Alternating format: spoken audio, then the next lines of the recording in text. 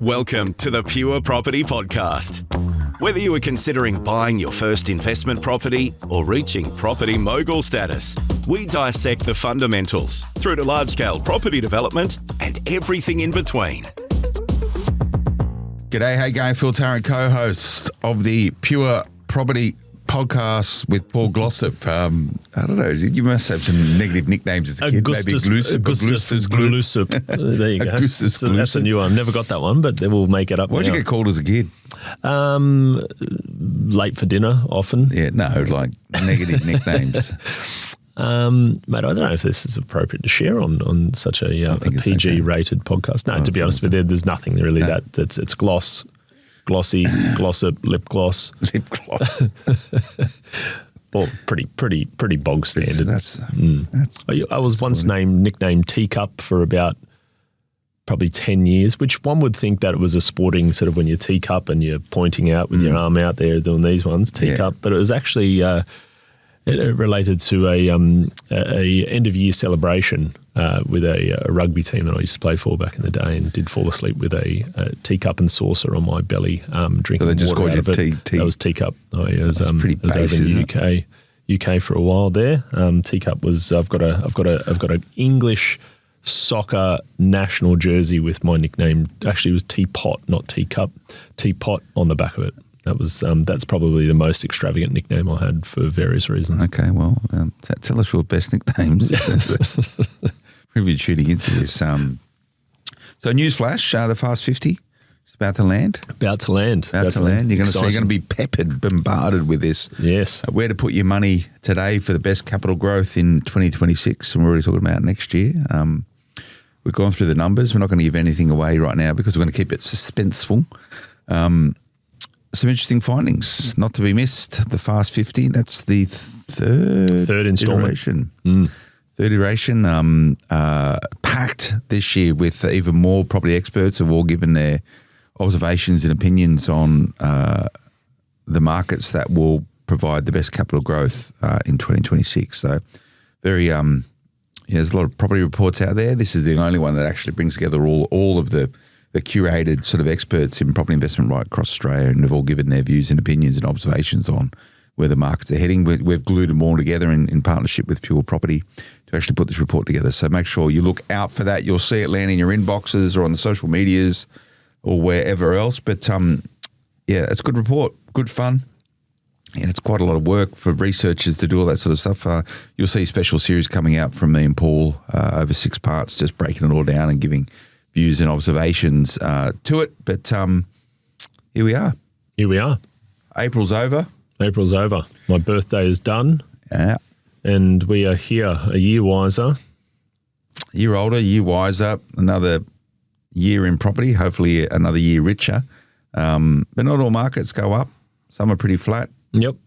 This is the way it works. That's why I need the Fast 50 to work out where I'm going to. I think we even spoke about maybe buying something this year. We did, Phil. And to your, I guess, your dismal ability to execute. You talked about it last year and the year before too, and I think over that time with what we discussed both on and off air about you making moves and following the guide by your absence of not executing, and as we know, execution is a vast majority of the outcomes. You've probably lost yourself a fair few $100,000 by not doing anything. Yeah, take it easy. Wouldn't be that much. Yeah. It would be more, I would dare say. What, for a little residential house somewhere? Well, Phil, if we go back to the Fast 50 in both the 2024 and 2025 Fast 50s, looking at those years ahead, I know from last year alone, 9 of our top 10 picks, and I know I've harped on about this, were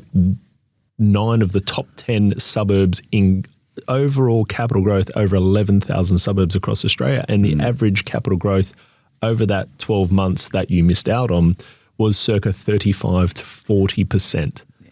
So it won't happen again. No, it won't ever happen again. Property will never grow again. You've missed it. You've missed the wave. Well, I might actually you bought stuff in your super, I think. I bought a lot. Yep. And I actually, in the early stages of starting to prep a potential sale of some of those super properties. Now, again, they've moved quicker than I would have assumed or hoped, which is great. But the intention is, one of the podcasts we done, and if anyone wants to listen to this, it's probably the best part of a year, maybe more than a year ago. I talked about my own personal super fund journey, and it gets probably more discussions with my existing and new clients than any other podcast we recorded. Is talking about recycling in a super fund, and not necessarily saying you buy and you leave it 20 years, which is still an absolutely fine strategy, but there is an opportunity to potentially recycle with minimal tax implications, which is I'm considering. Refinancing your super fund. So like if you've got property, you refinance, you pull the equity. You can't pull the equity. And this is probably the biggest difference. So so I can't refinance a property. You can get a cheaper rate. I get a different structure. You can get an offset account, for example, those types of things. But I can't take that money and then put that into another property in my super fund. Exactly. So to give my listeners, or all of our listeners, some context here. So I bought 3 properties in my super fund, all in WA, following the Fast 50 report that I put out probably 18 months ago in 3 different suburbs, from south to right around the main parts of the Perth metro, 3 separate houses. The purchase prices were anywhere between, I think, from 360,000, 390,000, 485,000, 3 different properties there. Cumulatively, they were worth about 1.1-ish across the 3. I bought them within about 3 months' time. I actually used my team to go and do it and execute it on my behalf. The debt on those I was carrying at the time was about 75% LVR. So the debt was about 850 odd grand. I think maybe 800 odd grand, something like that. I still have that debt, about the same. I haven't really paid off much, if any. Those 3 properties now are worth circa 1.8. So the intention is I'm probably going to sell 2 in the next 6 months, and I will take some of that. I might keep one of them just for the sake of a bit of exposure there. I know where it is. I like it. I still think the long term is okay. And the intention, I'll probably be looking at recycling that into some other markets. Hint, hint, those other markets will probably be featured into some of our picks into the Fast 50 coming this year. So you can sell your properties in your super fund.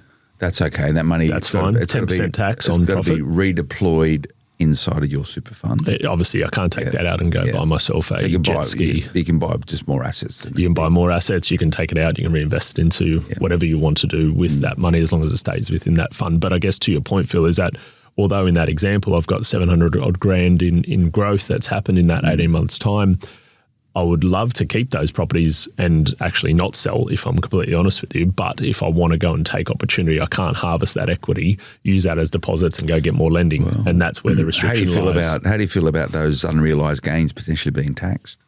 Well, I mean, this is the guarantees to life, right? Yeah. It's the death and taxes. Unfortunately. That's probably not a bad segue into what we hear about. We start off the Pure Property Podcast every single month with a special episode on what's making property news. Here we go. What's making property news? And welcome back. So what's making property news? We're headed towards it at the start. Just then, Paul, potential taxes on unrealised gains in super funds. Now, this is the dance with the devil you play as a property investor. You never know what's going to happen with taxes and rules around taxation. And I think, and going back to the original point, I'd like to buy some resi property in my super fund. I was sitting around waiting for my share portfolio to bounce back up after, was it Liberation Day, whatever it was called? Seriously. I've only heard as of recently Trump's newest quote about blaming his 100 days and the most recent reduction in their CPI, talking about that's another Biden problem, not his. I wonder what happens after 200 days when potentially they see the same numbers. But it's a bit like bouncing a basketball rather, is looking at your share portfolio. If you've got a lot of exposure overseas, there's not much enjoyment to it. The predictability is impossible at best. No, so maybe if I am to invest, I'll probably sell down, I think, shares and catch up that way. What do you actually really need to get going? Just sort of touch on this, some of these Fast 50 stuff that we'll hand down. Really, what's the dough do you need in your super fund? So let's say a 500k asset, 600k asset, somewhere around about there. 20% deposit is is realistically in SMSF for resi. That's plenty. 5% for your closing cost stamp duty. If you're engaging a buyer's agent, auxiliary costs such as building and pest and conveyances, 25% of purchase price, call it. So 500 to 600 grand property, say 150 grand. 150 grand. Yeah, I'd say if you're bouncing around there, you probably want to have another 20K minimum in surplus to sit in the fund for covering incidentals plus any shortfalls that you'll have for the first few years.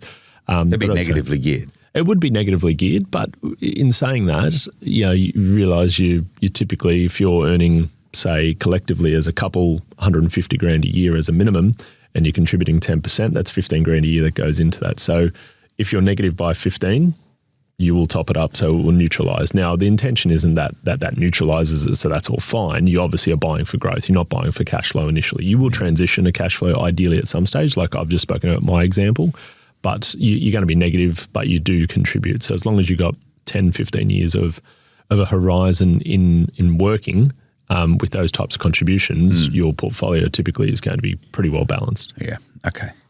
So watch your space, but the point is you never know what's going to happen with the rules, regulations, the markets as an investor.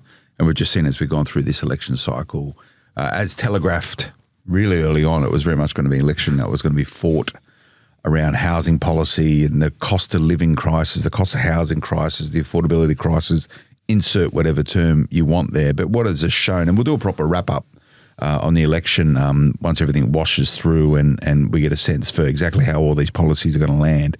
But there's a lot of short-term Band-Aid solutions thrown out during the election campaign. And even I sat there just going, I can't understand this anymore. I don't even know. It's just noise. I was drinking through a fire hose of noise, like little things just going, well, okay, give me the details. No details. So we've got to wait to see how the detail lands and how this works. But a lot of Band-Aid solutions thrown at trying to get people into the market without really, I would say, not being too political, either side putting together real long-term strategic plans for building more housing in Australia. And that's it. It's a supply side thing. And the government already falling short on pretty ambitious numbers about building, right? And all these little things around the fringes are just really aren't going to move the needle anything. So what does all this mean? There's probably still going to be enough houses in Australia moving forward. No, I think it's a guarantee. There's certainly not enough for at least the next 3 to 5 years. What happens in that decade or two ahead, look, it's probably going to be much the same as what's happened in the past 3, 4, 5 decades that have passed through. The reality is it's too expensive and too onerous for developers to produce en masse property, even though we see changes to zoning. We had a special episode that we did with the Pure Property podcast only 2 episodes ago talking about big changes through New South Wales planning, which allowed much more higher density developments to be happening.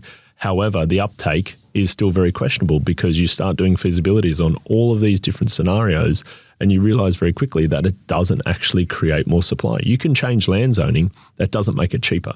It doesn't make it less onerous. It doesn't make it more quicker to take a property from the initial changing of zoning to getting a DA into council to getting it approved. None of this changes. And ultimately, construction costs are not coming down, and that is where it's going to stop. So from what I understand, and I must admit my knowledge of development is probably better than most, but not as good as some. You hear numbers thrown around, and some it's more expensive in other places, different states and stuff, but like 40-odd%, I'm just plucking that number out because it's in my head for some reason, but 40-odd% of all the costs connected with developing in New South Wales, for example, is tax. 41%, Phil. 40, you're very close. You're very good. 41%. Because we've talked about this before. Yeah. 41%. So and this is the irony of it all, and I don't want to get stuck into this too much, but we probably It's structural. should. It's a structural. So this is the hypocrisy of it all, correct. Right? And they love it because or the irony out. It's this circular irony of going, we've got to build more houses.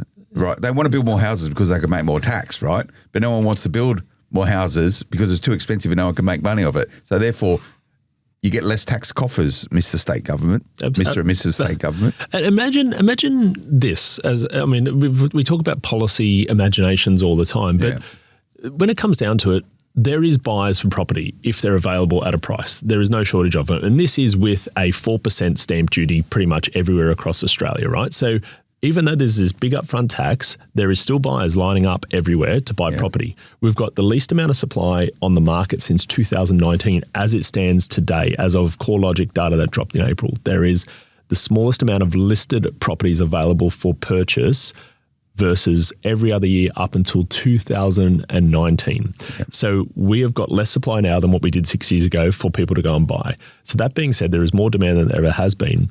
So there's more stamp duty to be collected if they made more supply. Yep. The problem we have is that it's always that double dip, right? So to go and build property as a developer, you do pay GST. You pay a whole bunch of other taxes going in. You pay for the privilege of buying the property with stamp duty. You obviously pay all of the other ongoing costs to the banks and everything else that goes with it and all the other costs. Let's say that all the services costs, they stay the way they are. And they do have to, right? Like everyone has to make money as services orientated things because they're delivering something. When the government taxes you to buy the property and then they tax you on the profit that you may or may not make regardless, but the sale price of that, if they could abolish the GST, you would almost unequivocally guarantee that you will have developers saying, cha-ching, there's 10% more in this now straight away. We can make that happen. Now, yes, the government may not make that GST, and that is predominantly a state-based tax revenue that they collect. However, they will collect all of the stamp duty for the next purchaser. So why not do that? Why not abolish GST even for a period of time? Say we've got a 5-year abolition of GST on developers building properties within these designed or designated zoning. I sort of disagree with that because if you're a developer, you're in business. Businesses should pay GST. To be fair, like you're in the business of. But they still pay company tax, Phil. So does every other business. Yeah, but do you pay GST? I pay GST. As a services-based business. I collect GST and I pay GST. But it's not on the same scale that a property developer. Their number one expense is GST. Because mine isn't, yours isn't. Because they're buying stuff, making things out of it. It's like a baker makes bread, right? Baker buys flour, a baker buys yeast, the baker buys whatever. They put it all together and make a product. That's exactly what a developer does. There should be. But imagine there was a bread shortage, Phil. But there's no GST on bread, I don't think. Well, exactly. Or milk. That's exactly. Because it's service. Essentially a lot of the other groceries are as well. And this is, if you could categorise it, even for a portion of time, that this is a need and it is essential. I wouldn't be doing that. I think developers should be paying GST because they're in the business of manufacturing. So how do you get them? How do you incentivize them? It's all the other tax that gets thrown in along the way. But what other taxes? That's the biggest one. What, you're talking 41% of all costs of a new build is the other taxes that come with it are you've got your company tax, you've got your CGT, you've got your stamp duty up front. You should pay tax on profit. Yeah, absolutely you should. I don't know how many builders who make a profit. But you know what? The builders who they want to incentivise are the ones who are doing the right thing, right? Yeah. Yes, they'll minimise their profit on paper, but the ones that you do want to do it and then do it again and do it again and build the right properties in the right areas and keep doing that, these are the good operators. Yeah, the ones that don't go bust. And this doesn't mean that these are the tier ones who are building these massive amounts. These could be mum and dads running really good boutique developments all the time. You want to keep incentivising these people to just deliver good products in the right areas to the right people. I agree. Like I look at it and say, well, what's the barrier? I develop property. I know personally what the barriers are when I look at all the feasibilities. GST is in the top 1, 2 or 3. When it comes down to that, the other big considerations are what are the interest rates of the day and the funding costs, and then also what are my construction costs. And I can tell you those 3 things in combination are going to be, I know my sale every business prices. Struggles with this, right? They do. Therefore, you need to make a product fit for market that's profitable. Now, the argument is that you can't make a product that's fit for market that's profitable in the current market, right? So therefore, that's stifling housing affordability and that's stifling and stopping people out of the market. This is where it gets really structural, right? Yep. However, how do you actually fix the affordability crisis, right? How do you fix it? You make more properties. How do you make more properties? Back to the same question. Well, the issue, you don't have enough. Mate, we're paying for kids HECS fees. The Australian taxpayer is underwriting now kids to go to populist vote stuff. It's an absolute joke. Phil, I agree with it. It's populist stuff. But I mean, double tradie salaries, that'll fix everything. You get more tradies in there, it's going to be cheaper to build. Well, I mean, you could technically just go all of a sudden and say, okay, well, there's a bit of an uproar with the amount of people who are coming into this country as skilled labour. We do need skilled labour, but obviously we have a construction crisis, a shortage and a cost issue, let's double down on saying we want these people. These are the people that we're going to give visas to.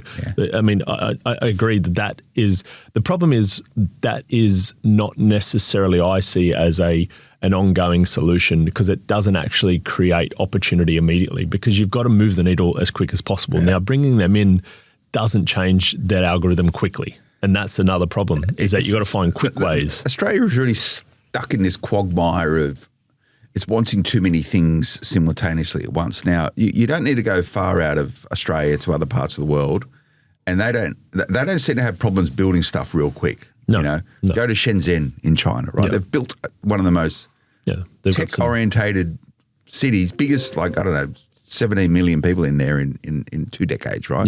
Go to Dubai. They ain't got problems building stuff, and it looks pretty good as well out there, right? But the reason why they can do that is because they've got labour, right? And Australia would say, well, questionable. We have certain standards of how people should live and blah, blah, blah. I'm not putting a position on Dubai's sort of labour policies, but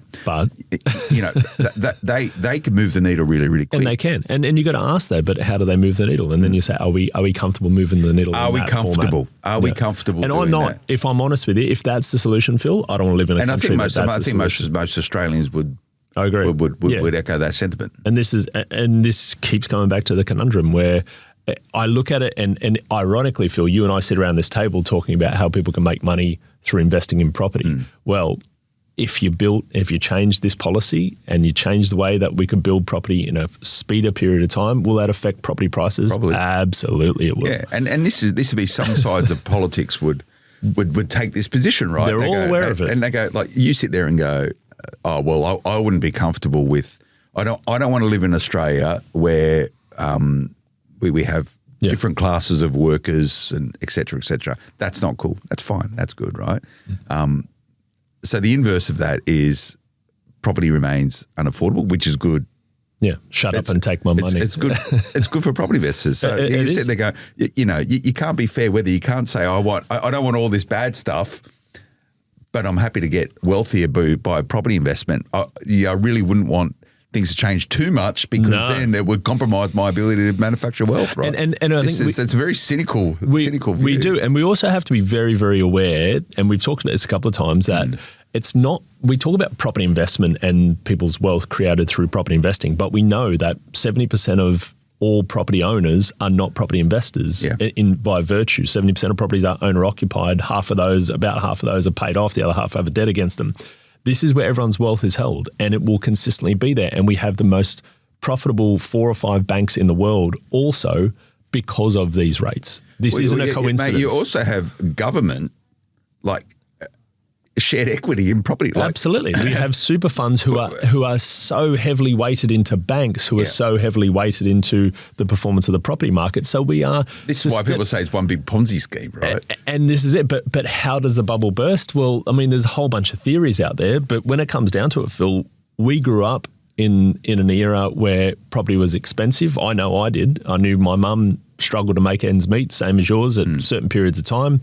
It just was what it was. You worked, you paid your mortgage. Eventually, you hope you retire with something left over, and then the value of your home, which I can say unequivocally, the value of my mum's home at her time of retirement is what it's allowed her to have what is a semi-comfortable retirement today. Yeah. Because if she didn't have that, she'd be relying on the age pension. Yeah. And this is the reality of not anyone in particular, of everyone. Well, that's a really good point also because, again, this is the if you want to take a cynical view of it, but the Australian government, whoever that is at any point in time, is highly incentivised for people's properties to go up in value. Yeah, and at least remain the same. To go up in value because, and they tinker on the fringes, around the rules governing, is your family home asset considered to be something if it looks at an age pension, all this sort of stuff, right? They want self-funded retirees in Australia. Absolutely. It's critical. It's critical for Australia that we have as many self-funded retirees as possible. How are most retirees going to become self-funded? Through the growth of their property asset. They want someone to buy a house, pay it off, retire, don't need that size house anymore, downsize, live with a whole bunch of money. Oh, you don't need the age pension because you've got all these assets over here. Job done, no problem. It's what will drive, in many ways, the Australian economy into the future. Absolutely. If we have self-funded retirees. And largely the only way they're going to do it is not really in their superannuation. It might give you some money to live off, right? Well, the numbers are pretty easy to figure that out. We've got a circa $11 trillion residential property market and a circa $3 trillion superannuation market. That's the numbers. 1/3. Yep. 1/3's in your super, the rest is in your home. Yep. Or probably a quarter. And I saw Labor sort of threw out some policies, which I've been talking about for ages, saying you put stamp duty exceptions on people downsizing. Yeah. I think that's incentivize some people to move around. You don't, if you're 65, 70, whatever, living in the family home that you raised your 4 children in. Get out of there. Get out of there. Go get something you want that's equivalent. Smaller. And we won't sting you. Won't sting you. We won't do a transaction expense Free for you up to the get in there. supply. Free up the supply. Get a big chunk of money yourself for the next person will pay stamp duty on the home because that's an expensive home, and this is the way we need to figure out. Self-funded retiree. We need to figure out. And going back to how do you create a supply? Well, it's not. There is never going to be a silver bullet. We know that, but there is going to be some policy that needs to happen to move things quicker than what it already is. But the challenge we also have is that we've got this federal versus state government issue with how these taxes are all collected. And every state government's in different positions with their surpluses and deficits and what the next 5 years holds. Well, they all fight over their GST receipts as well, right? Who should get what? Like Western Australia sort of... They keep moaning about the minerals and rightly so to a degree. More. Yeah. When times are bad, they don't exactly get the extra handouts, but when times are good, they feel like they're getting raped and pillaged. So the point is that you're going to hear not just the last sort of 6 weeks through the election campaign, we'll do a proper wash-up of it all. Yep. You're going to hear things in the fringes all the time around here. Here's a new shiny little policy. Oh, look, it's going to be 40,000 homes over here. Oh, we're going to do this thing where it's 5%, first home buyers only pay 5% as a deposit and you don't need to cover the LMI. I still haven't seen any information around. Is there no LMI? Is the government paying the LMI? Yeah. I don't know. It's very convoluted, and then you've got to feed it through to the brokers. The brokers have to explain it to their clients. 70% plus of all loans are written through brokers, and you talk to 10 brokers, you'll get 10 different understandings on how to qualify for these things. So it's just not straightforward. And I think for me, if we're looking at property systemically, what this election cycle has explained once again is that property will be hotly debated. The value of your property, the taxes that are related to property, how it works in property investors, CGT, taxes on super, all these things will come into the fold on discussions, but the elections will be won and lost on people or essentially parties making bigger, broader, sweeping changes to the status quo. Yeah. And we've just seen it time and time again. If you want to mess with the status quo, expect to not get elected. Yeah, absolutely. Don't mess the value of people's properties, right? If you do that, all their super, essentially, you touch either of those two things in a way that's going to be dramatic, it's going to change the ability for you to have any power. The fundamental difference between property as a part of the economy versus every other area is that there is this emotive appeal of property. It's both your home and where you live, and it's just shelter, and it's also running simultaneously with an investment. And the Greens' position is that having a place to live is a basic human right. I completely agree. I agree with that, right? Particularly in Australia. Yeah. Right. Like you go to some other parts of the world, and people's views of how and where they live. Like you got to remember, Australia is very different than most parts of the world, but it's a basic human right. Yep. I would like to think that people have a place to shelter securely in Australia. Yeah, come on, that's fine, but it all extrapolates out from that. And these are the problems we face today. Yep. Anyway, and most Australians, a lot of Australians need to subscribe to the fact that they're going to be lifetime renters. Yeah. And that's okay. This is a mindset shift that a lot of people still are struggling with. I've seen an enormous continuation and consistent increase in 25 to 35-year-olds who are clients of ours at Pure Property come to me saying, I either live with my folks or I'm flatting, I'm sharing with 3 other people. I don't plan on that changing anytime soon, but I am going to be a property investor. Cool. And that's their mindset.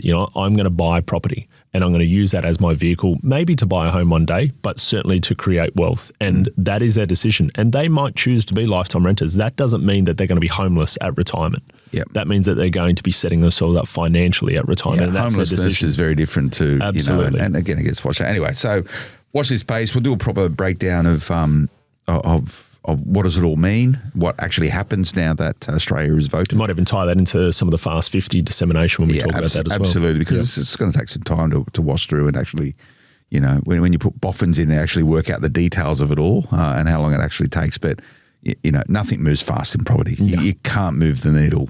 You can't move the needle quickly without doing things which I think Australia probably wouldn't be comfortable doing. No. So anyway, so CoreLogic, and this is obviously what's making property news. CoreLogic handed down its info recently. It's April 2025 data.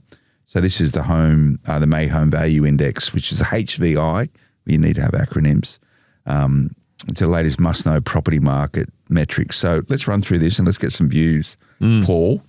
So the headline for nationally is that we've seen another month of growth. So effectively we're up 0.3% for April. That is another consecutive month of growth, and we're seeing that now is becoming a trend. And this month of April saw every single capital city rise in value. So there was no outliers. There was no one who was going into negative.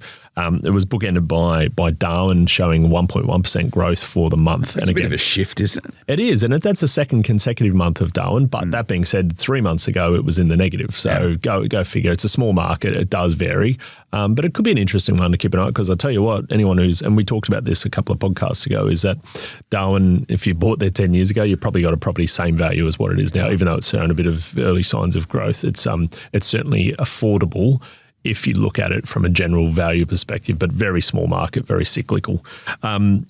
With that, we're seeing that the trends of the big three, which have been the big three for the last numerous amounts of years, be it Brisbane, Perth, Adelaide, are all showing that they are probably seeing that really heady heights of monthly growth are certainly slowed down. And they're probably hovering anywhere between 8 and 10% annualised growth when we look at the rolling 12 months between 2024 April and 2024. 8 to 10. 8 to 10, and that's between Brisbane, Perth and Adelaide. They're all around about that annualised, but they are slowing. And that's the big thing to probably start factoring in. Growth is slowing. Growth is slowing. Yields are still... Yeah, they're still okay, but obviously as growth comes, rents aren't outstripping where the growth is, and yields have certainly seen a slide. The bigger two markets of Sydney and Melbourne are shown 0.2% of growth for the month. Now, these numbers are obviously, they seem very small when you talk about them on a monthly basis. But again, remembering that this is only capital growth, this doesn't factor in the rental yield as well. So it's not the combined rent plus growth to give you the overall growth numbers. But probably the big one, and we've harped on about this for the last few months, is that Melbourne now showing continuous months of that growth position. Now, again, when we look at it from probably a bigger picture, we then say, okay, well, where are all of these major markets as far as their overall value? Now, Brisbane, Perth and Adelaide are currently at their all-time highs. Now, that gives you a sign to say they've had a really good 3 to 5 years. They're growing at 8 to 10% per annum as of this month. However, they are at their peaks as far as the value is concerned. That being said, when we look at that compared to Melbourne and Sydney, they're still off their peaks. Their peaks were in 2022. Yeah. Sydney was more like late 2024, which sort of bounced around between 2022 and 2024. Melbourne in particular is still about 4 to 5% off its peak from 3 years ago. Yeah. And it's showing signs of growth, but you put these things into perspective, you start to understand where the value probably is starting to position. And we'll break this down a lot more in our Fast 50. And I'm happy to report there is some Victorian suburbs in that report. Been a while since they've featured. Been a while, but got to put these things into perspective. So everyone's talking about how well Perth has performed, and the 2023 report, which we released in 2022 for the Fast 50, highlighted Perth as a place to watch. And I remember during the COVID period talking about it, saying, okay, it's time for Perth. Now, if you're a recent property investor and you invested in Perth, you think you're an absolute genius and this is the way the markets work. Yeah. Not to deflate your bubble, but Perth for well over a decade didn't do anything. If anything, it went backwards. Correct. So a lot of people bought property there thinking, hey, this is a great spot after the last boom, and nothing happened for a decade. They had to hold on to that, right? To put that into numbers, Perth's up about 90% over the last 5 years. It's up about 55% over the last 10 years. Yeah. So anyone who's wanting to think, you just buy and it does that, well, just put that quickly into perspective. Yeah. So the secret or the art of property investment is being in the right place at the right time. Yeah. Yeah. Well, a lot of people use a buyer's agent because you get all the advantages of that. So is it too late for Perth? It depends on your time horizon. Yeah. I think personally, I probably would say that there's you're not going there for above average growth over the next 3 years, in my opinion. Like you might get average depending on what the nation does. I don't think you're going to get anything exceeding massively well outside of the national averages. I still think it's certainly a more robust and galvanised market versus where it was 15, 20 years ago being a very cyclical market. I don't necessarily agree with the pundits saying it's cyclical, it's completely resources dependent, etc. It's close to 2.5 million population market. It's a huge market with a multi-diverse economy, not dissimilar to where Brisbane sits. And if you told me that Brisbane was a cyclical market in this day and age, I'd say, look, it's as cyclical as Sydney and Melbourne, but it's no different. When does the Melbourne median bounce back up above Brisbane, Adelaide and Perth? It's still a ways off when you look at the prices. I think you're probably this time next year, I think we'll get closer. But it needs But if you've got slowing growth, it means those other markets are still growing. So well, this is it. And this depends on Melbourne how quick they grow. Victoria needs to... It needs to outpace them firstly to get up there. And if it's not outpacing, it's going backwards. So that's basically, if you're thinking about a marathon, the leaders, although they're slowing down on their per hour, per kilometre, minutes they're running, Melbourne's still going slower than where it's at. Cliffy Young do? Cliffy Young will be somewhere just plodding away. Just putting along, tortoise in the hare scenario. At some stage I'll get there. But you've got to find value. And to your point, Phil, you've got to find timing and value. And I mean, we talk about this Fast 50 report that we're going to launch very shortly. It's still, we talk about 12 months, but we would never want to say invest for a 12-month outcome. We always want to talk about where do you get in at the right time to get the maximum over the next 1, 2, 3, 4 years. And really that's what we're always trying to position is what's going to beat those averages. And then how can you use that growth and recycle to build the portfolio quicker than what you would otherwise be doing. So one of the other numbers here, and you sort of touched on this a little bit, new listings fell to 19,650 over the combined Capital's lowest levels for the same time of the year since 2019. Now, it would make sense if we're not building properties at the same rate as what we're growing the population. The natural outcome of that is that there's less properties available. So therefore, I would expect less listings because comparatively, there's just not that many more. It's always for me. It's a conundrum. People are holding on for longer. Well, this is it. People are holding for longer because it's listings are created by new supply, but also vast majority of listings are created by existing supply. Yeah. And this is the conundrum, right? Like you think, real estate agents, the more property prices go up, more a real estate agent would earn, as an example, because they just sell property. And if the price goes up, they charge a commission. They earn more money over the years, which technically is probably accurate. But when you start to look at listings and listing volumes over the last decade, we're still selling about the same, if not less, property per annum as a country, around about 500,000 properties sell a year. It was about the same 10 years ago. Yeah. That being said, there is more property that exists in this country, and there's certainly millions more people that existed in this country 10 years ago. So we've just got this constant issue because people hold on. And if you canvass why people don't want to sell property, it comes down to the ability to buy another property and transaction tax. costs. It's the two things. Like I don't know what else I buy and tax. Yeah. So you think about, we just had this big harp on about how do you change it? Well, there's a whole bunch of ways you could change it. Are the governments of the day willing to? Unlikely. And this is the great irony, right? It's the great irony. And I'm going to term that phrase because you can sell. And it's great. People go, oh yeah, you don't pay any capital gains tax when you sell your principal place of residence. Yeah, you don't. No, but you got to do something. You got to live somewhere. You will pay tax. You will pay tax. You will pay tax. Stamp duty is a significant tax. And downsizing. Like if you're the government, you'd be going, like the downsizers, their property values are probably on the higher side. Just give them a free pass into a new place. Absolutely. And there's a threshold in New South Wales as an example. Once you get over $3 million, I think it's about $3 million, your stamp duty actually goes from 4% to 5% just for the privilege. So like you said, like a lot of people. Why? Because you can afford it, Phil. Yeah. Because you made all this money on your sale. Ultimately, this is the problem, right? And then you pay the privilege again of But this is the point. If you're in the family home that you bought in the 70s. And you're selling it now in 2025, it is a huge number. $3 million or more is a big wedge of cash. Yeah. But there is a lot of property across the Sydney Basin, as an example, that is worth $3 million or more. if you then said to that person, we won't charge a stamp duty to downsize, all of a sudden they still get that 5% stamp duty for the person who wants to buy it. So make that decision. Double dip. I tell you what, real estate agents will be jumping over each other to say, yeah, great policy, because we can sell more property then. We can make more money. Property gets recycled. I tell you, your listings will go up rapidly. Well, this is it. And then you get the... But then what happens, everyone goes, there's so many listings now, there's not as much pressure on properties. Property prices go down, sentiment's gone down. All of a sudden the banks are in trouble because mortgage looks like their mortgage writing volumes. Newton's, I can't remember which law it is, for every action there's an equal and opposite reaction. In property, for every action, there's about 50 different reactions, right? Like you do one thing, and this is the problem. You tinker one thing here, the third and fourth order effects are huge. And this is why it's hard. Yeah. And people really, are scared because all of the unintended consequences tend to play out. And most of them, you can model them to the cows come home. You just don't know how it's going to unfold rather. And that's the biggest challenge I find. Have you been out to Bella Vista recently? I went out there about maybe 10 months ago, but I actually went out to past Orchard Hills only a couple of weeks ago.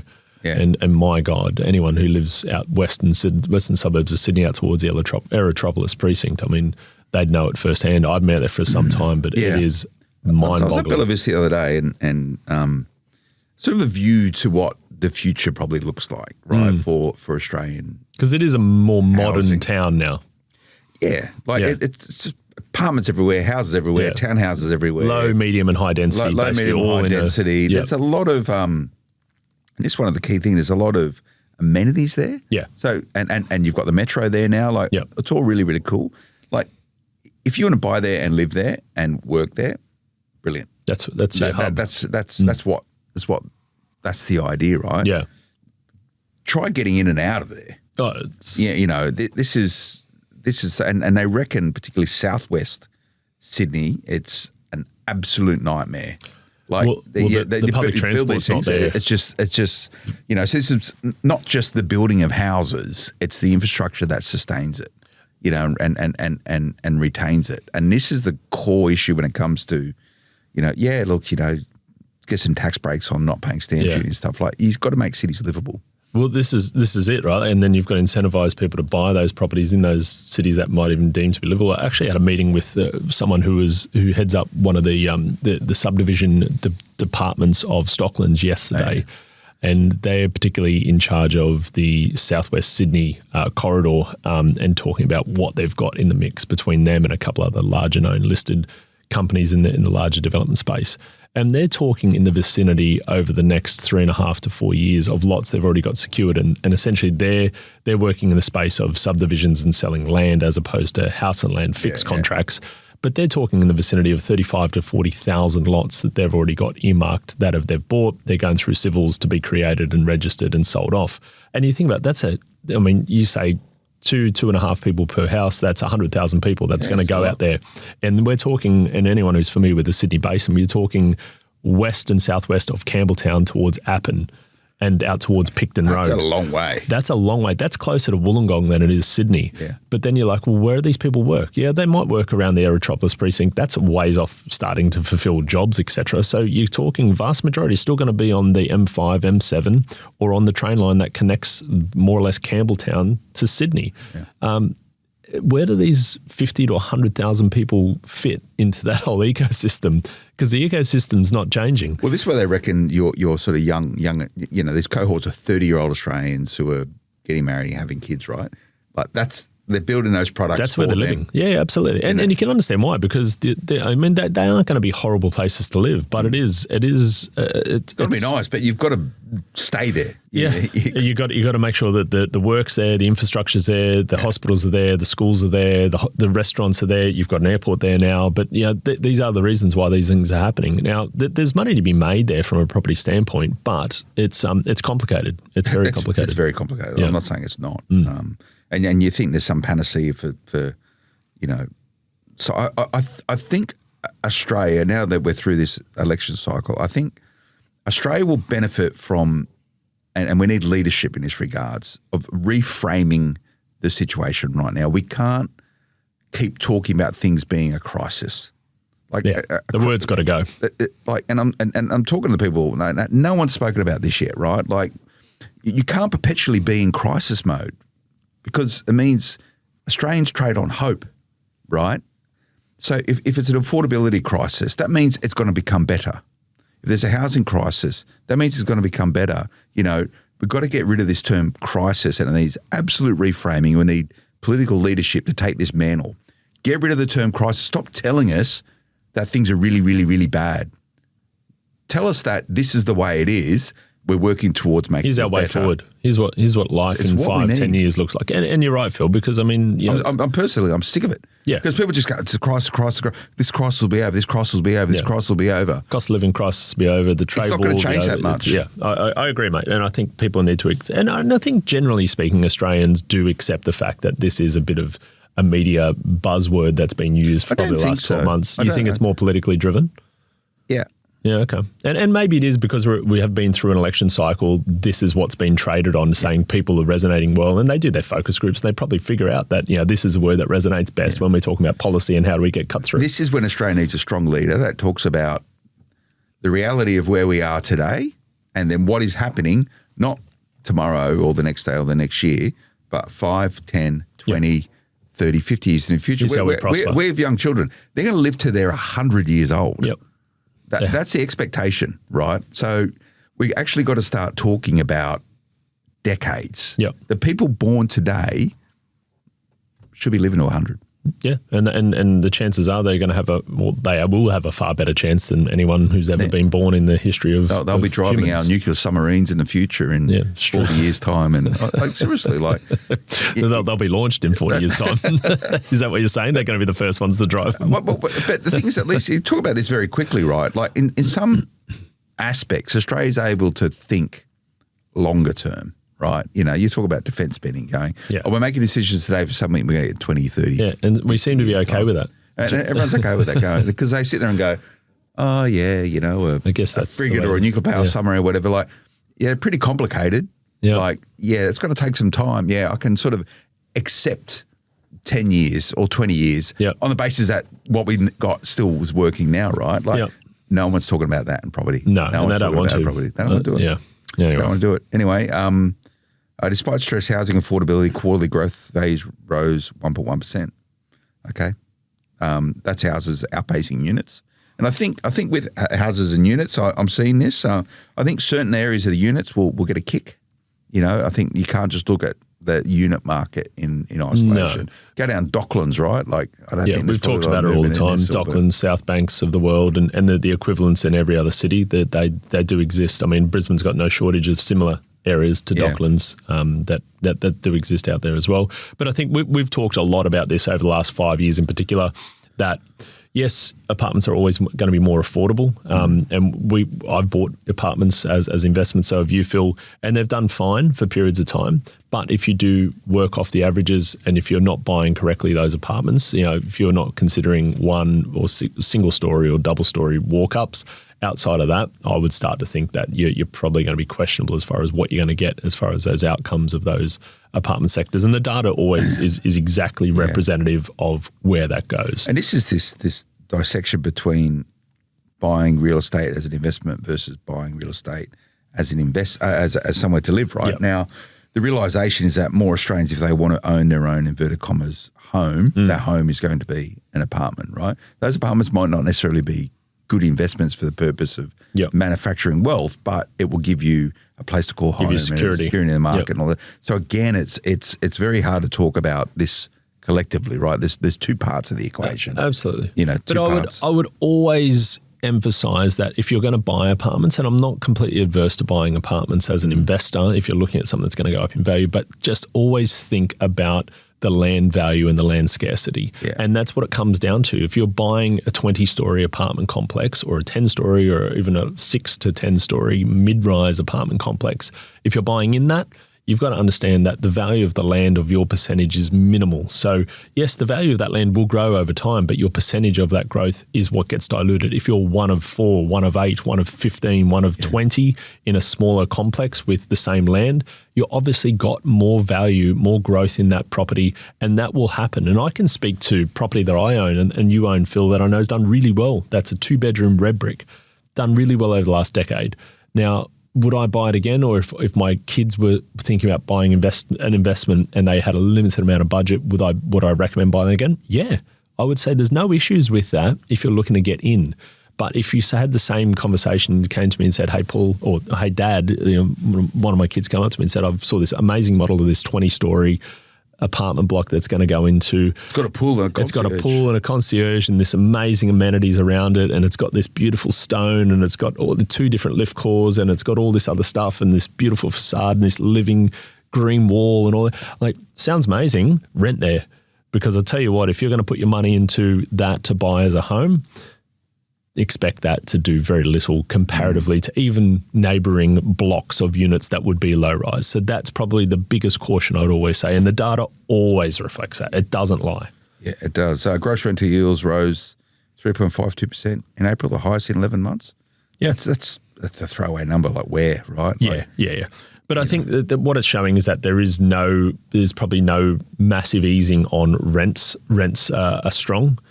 They're certainly not growing at the heady heights that they were back in 2022, 2023, but the supply issues and also the demand as far as overseas and interstate migration is going to consistently see that rents are going to grow and they're going to be consistently strong. So as we see interest rates come down, rents will stay strong, your yields are going to improve.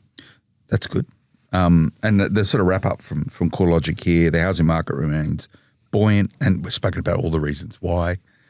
With rate cuts looking more certain over the period ahead, and ASX futures markets put an official cash rate at 3.4% by September 2025, showing the likelihood of 3 times 25 basis points rate cuts between now and then. Well, that'd be nice.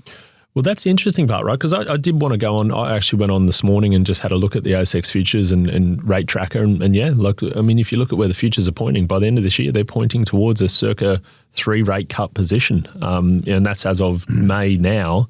You got to think that's relatively quick succession. Now, we've got one decision coming up in a few weeks. Yeah. This will probably give us some indication as to what's going to happen. CPI data come out the other day, and I think it's supported a cut. Yeah.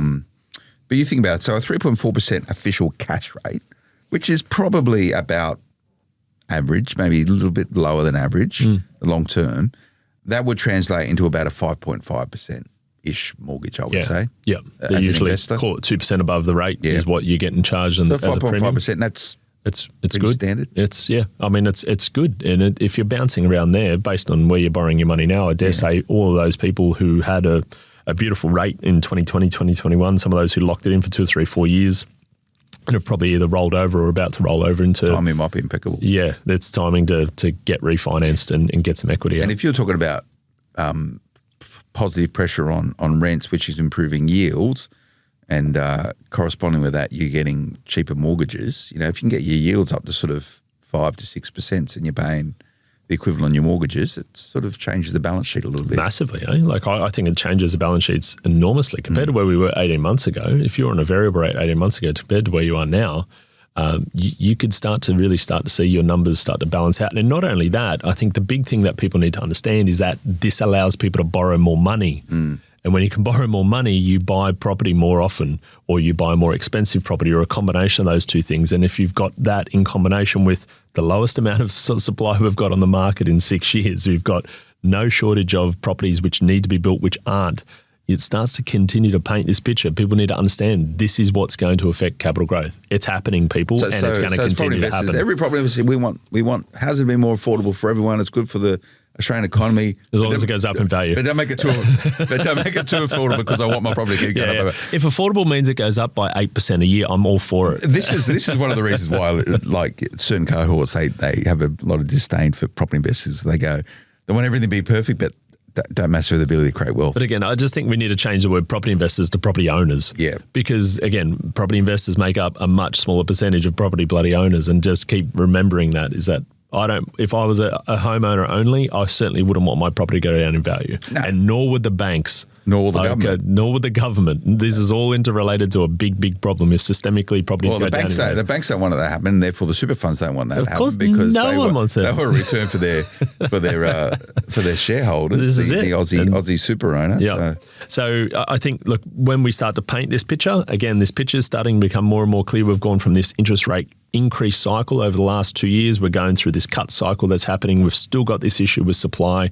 We've still got this consistent demand, and we've got no ability to change the supply dramatically over the next 2 or 3 years. Money's going to get cheaper. Equity still sits there. So, of course, you tell everyone to invest in property because that's what you do for a living. Well, that's what you do for a living too, Phil. I don't invest in property. I would dare say, Phil, when you hang up the boots of whatever you call yourself these days, a journalist, a donkey rearer, not in a perverse sense. You do own some farm animals. I just want to clarify that, people. That definitely sounded a bit different than what I assumed it would come out as.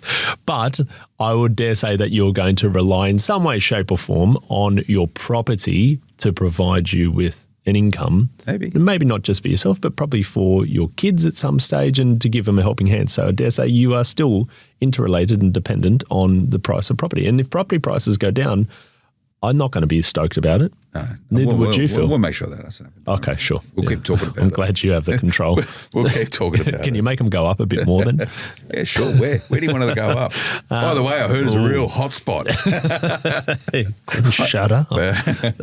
Mate, look at the Fast 50 will tell us. It's told us before. Above the record. Yeah, people go, oh, Phil, if you talk about a market, aren't you getting more people? I'm the first to say I don't know where to invest. People still ask me today, where do I invest? I go, I don't know. Like, I got no idea. That's why I call a guy like you. Yeah, absolutely. And I'm happy to tell. Yeah. Yeah. Now, I was speaking to someone from your team the other day. And they told me, I don't know if it's confidential or not, but I'm going to ask you anyway. You're working on something in the background. Working on something in the background. Something called a property map or a pure property map, or I wouldn't call it a map. It's got to be a P. It's got to be pure property plan, or I liked plan. Pure property prospectus. There might be the wording and the alliteration has still got some working to be done. We do have to. What are you telling me about this? Well, we have to dance around a few things around the financial advice piece and make sure that ticks all the boxes there. But what we are and have been working on probably for the best part of 8 months is that, look, it's not available yet, but it's very close. And when I say very close, we've got a beta version. I've actually got a couple that I'm working on in the background, just making some tweaks. But the demand that we've seen, and I dare say if you're listening to this podcast and you own property, whether it's your home, an investment, a combination of those, or multiple assets, if I stress tested every person who listens to this and says, when technically based on an average capital growth, your income, your superannuation position, your age, how much income you want to have at retirement, when are you actually able to get to that point in time? People are saying, kind of not really sure. That is something that we've struggled with for a long time, and we didn't want to rush through this, but we've worked on this for quite a sustained period of time over the years and taken all those different factors that people want to know. And we're now at the point where we're about to launch a product that is going to give people an absolute airtight map to get them to where they need to be in a time-bound environment with a whole bunch of different inputs that they already know. Now, the intention out of this is that we want all property investors to be empowered with saying, hypothetically, if I wanted to retire on $150,000 a year income from my home, plus my investments, plus my superannuation, how do I get there? Now, if I ask that question to 10 people, I reckon I'd probably get 10 different answers, but none of those would actually show me any facts to say, here's how you actually get there. What we have built and what we are going to be able to provide as a product is to give people the ability to actually give us no more than about 10 different inputs, coupled with a detailed meeting that's probably going to go through about half an hour's worth of Q&A.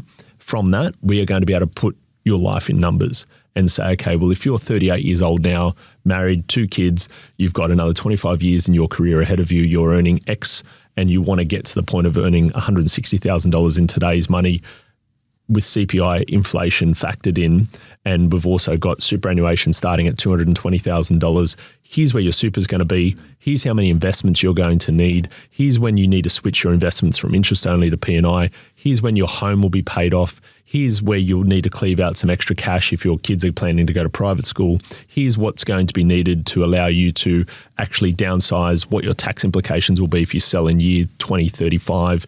X, Y, Z is all going to be in this roadmap, and it is going to give everyone who chooses to take it up the ability to actually say, here's where we're going to be.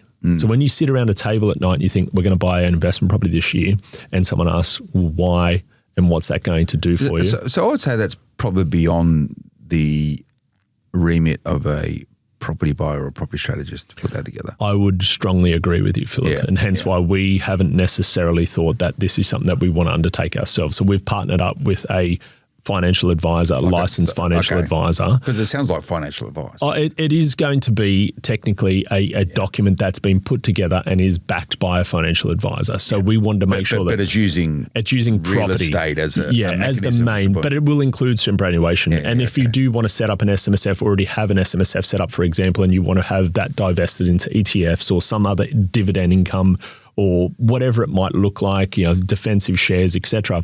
These things all get included in this plan. So the intention here is that we are absolutely pro-property, obviously. That is what we do and that is what we know. So we stay in our lane of saying, here's the properties we want to buy, the value, the locations, the yield we want to achieve, the growth that we want to achieve, the asset types, etc.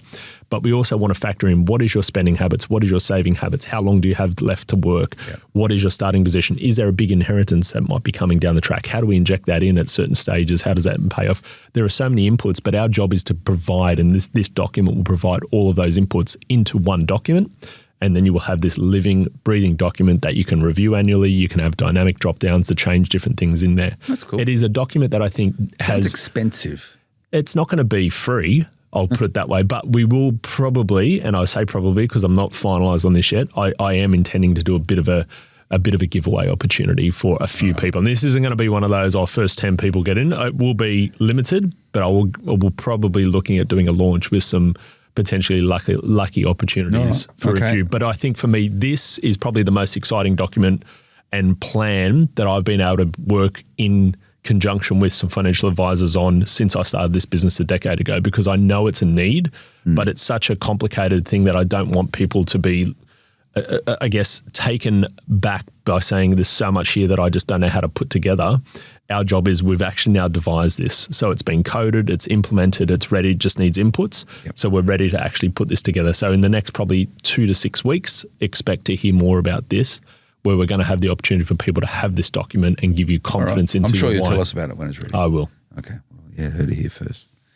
Maybe why don't you get a plan like that and give it to the Australian government and say, here's a fixed product. It's the same thing, it's just much larger. Well, would be. I mean, they could probably use it to say, well, here's how this cohort of property investors will actually self-fund their own retirement. Go figure. Yeah, you know what? It's so important, right? And when you look at like the forward-looking estimates are, there's not going to be many surpluses moving forward. Well, the next 10 years, it looks very unlikely. Australia's getting more and more into debt. And I sometimes sit there and I just go like 97% of all businesses in Australia are small businesses. Imagine if every single small business operated with the same mindset as the Australian government, where you're going, we're just being deficit. We'll just borrow, keep borrowing, it'll all be okay. Imagine if that was the mindset of the business community. Look, I completely agree with you, Phil. And I mean, but you even take that same analogy to property investors. Imagine you just said, hey, we'll just you're the bank, I'm the property investor. And I said, hey, Phil, I want to buy a property. Okay, sure. You don't ask me a question of, can you afford to pay me back? When will you pay me back? If I didn't have to show you any of those financials and I just go and say, look, this is what we're going to do. I'm just going to keep buying and I'm going to have 100 properties in the next 3 years. I'm going to be in X amount of debt and I don't really know how I'm going to repay it unless those investments go up in value. You can't do it. Property investors can't do it. The reason why we have such stringent ability to actually say, well, can you actually repay these loans in the event that you don't have a job or the property doesn't go up in value? These are all things that we have to go through every single time we apply for a loan. But yeah, you're right, mate. The federal government doesn't seem to have that problem and never has really in the last few decades. Bond. Just put a bit of Just put a bond. Put a bond down. It's safe. It's safe as houses. You get your money back. Safe as houses. Backed on the Australian housing market. There we go. How do people find you, track you down? What's the best way? Purepropertyinvestment.com. They can always grab us there. You can actually, and I've got a hot little copy in my hand. I was wondering how long this was going to take. I don't think people understand the fact that they can actually get this book for free. Really? For free. Literally. For free. I put 2.5 years of work into this book. Of course you did. And it's got how many pages? Including a glossary, 226 pages of information in that book itself. 2.5 years, I will give it to you for free. If you jump onto purepropertyinvestment.com, you can literally click a link. You can pay for the shipping. I will get this into the mail to you. Alternatively, there is an ebook version that you can download. It's the same availability, purepropertyinvestment.com. You can go there. If you do want to chat to us, purepropertyinvestment.com as well. You will just click on a link there and that can lock in a time with me straight away. Is the non-printed version of that like free? You don't have to pay for an email shipping or anything. There's no email. There's no shipping. There's no shipping. I believe it's a $4.95 purchase. Okay, there you $4.95. Go. That's good. Sub $5. Less cheaper than a coffee. It is cheaper. We intentionally thought, well, you know what? If you're going to have a coffee and an audio book, that's where you're going to get it. There you go. $10, buy yourself a coffee, download the audio book, and you're off to the races. Got that available for you. But if you do want to chat and more importantly, go through really how to get moving now that the election's passed, we've got the Fast 50 out there. We've got markets which we are very early stages in, which I'm very confident over the next 3 to 5 years. Where are they? You'll see very soon. And if you want to see where they are, come jump on purepropertyinvestment.com. Okay. But I do speak about them, Phil. And I tell you what, if I do have a meeting with you, out of that meeting, I typically would provide you with all of the aces. I've got everything here now. No, certainly not. But in those meetings, look, I don't charge for those initial meetings, and out of that meeting, I will provide you with a very clear map that will also have specific property. This is the interesting thing around it, right? Like the good buyers agents I know, they'll tell you exactly what to do, where to do it, when to do it. This is it. And people go, great, I've got all the information. I've been doing it since we started. I've got all the gold. Yeah. You know. And this is what it comes down to. Like, we don't have a secret sauce and saying all you have to do is just add that little bit at the end. Got a system. It comes down to what we were talking about before, Phil. It's execution. Do you have a system? Everyone's got a system. We have processes. I have infinite processes. Like a special system. Got to use the pure property system. This is it. Like, we definitely don't have a pure property system to get you there. We have a process on everything we do. Yeah, process is good. Processes are key. Yeah. Key to life. All right. Pure Property Investment, track these guys down. Thanks for tuning in. We'll get Paul back again next month. What's making property news? We'll get stuck into it. There's going to be a lot more for us to talk about because we'll actually have a greater understanding and appreciation of just what has happened with all of these policies subsequent to the federal election we just had. Thanks for tuning in. We'll see you again next time. Until then, bye-bye. The information featured in this podcast is general in nature and does not take into consideration your financial situation or individual needs and should not be relied upon. Before making any investment, insurance, tax, property or financial planning decision, you should consult a licensed professional who can advise whether your decision is appropriate for you. Guests appearing on this podcast may have a commercial relationship with the companies mentioned.